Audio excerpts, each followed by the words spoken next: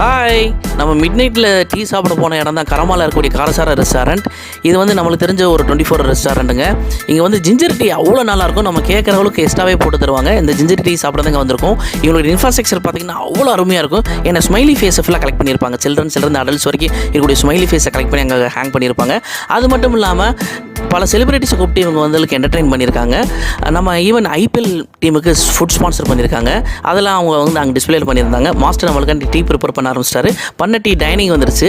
எடுத்து சாப்பிட்டோம்னா அந்த குளிருக்கு அதுக்கும் அவ்வளோ இதமாக இருக்குது, சூப்பராக இருக்குது. என்ன சொல்கிறது, நீங்களும் ட்ரை பண்ணுங்கள். தொண்டையில் இதமாக இருக்குதுங்க. நம்ம ஃப்ரெண்ட்ஸோடு சேர்ந்து போய் சாப்பிட்டது நல்லா இருக்குது. மிட் நைட்டில் ஒரு ஜிஞ்சர் டீ.